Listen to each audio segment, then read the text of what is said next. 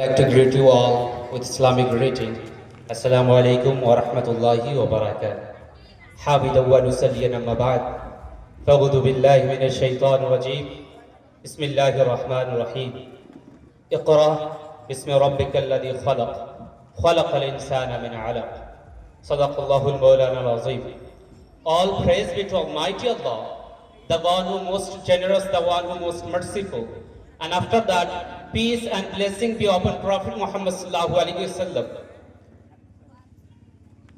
Present, Honorable President, Honorable Chairman, dignified guest, and Honorable jury members, and our beloved teachers, and our all dear friends. Today, I stand here to present a short speech on importance of education in Islam. Before I would like to introduce shortly, it's me, Muhammad Zubair. I'm a student of Fazilat Thani. Education. Education holds paramount importance in Islam. Education is the key to success, and education is lead a man to a right path. And by getting educated, a man can differentiate between what is right and what is wrong. An educated man, by gaining education, he can get close to Almighty Allah. An educated man can bring peace and harmony in society. Educated man can bring peace and justice. An educated man can be a good person and good believer and good human. If we see, when Almighty Allah is starting sending down all His messages to humanity, His final messages to humanity, that is Quran, there is no doubt. But what Allah choose to reveal first? There is 5 pillars in Islam: kalima, roza, namaz, hajj, zakat. But Allah didn't choose any among them for first revealing Holy Quran. But Allah choose Iqra, read, recite.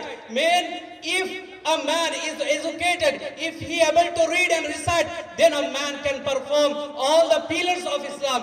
A man can't perform correctly his prayer. A man can't perform his fasting correctly. A man can't do pilgrimage or can't go to pilgrimage and do all the obligations correctly if he has no knowledge regarding that. That's why Almighty Allah, when He started sending down all His messages, then Allah choose Iqra, read, recite. So this is the virtue of education and the literacy. And after that, if we see, our beloved Prophet Muhammad sallallahu alaihi wasallam said, "Talabul ilmi faridatun ala kulli Muslim."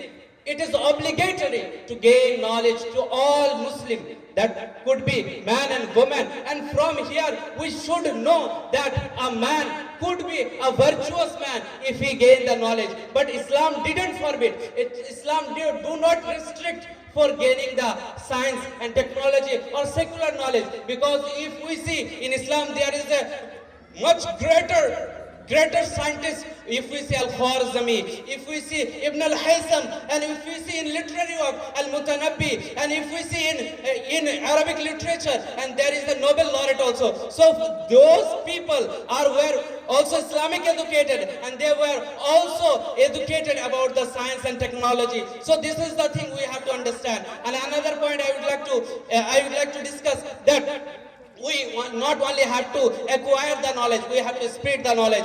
Because Prophet Muhammad sallallahu alaihi wasallam said, "Khairukum man ta'allama al-Qur'ana wa 'allamahu." The best person among you, the one who read Quran or learn Quran and teach to others. I would like to conclude my speech here. Thank you so much for giving me this opportunity. Assalamu alaikum wa rahmatullahi wa barakatuh.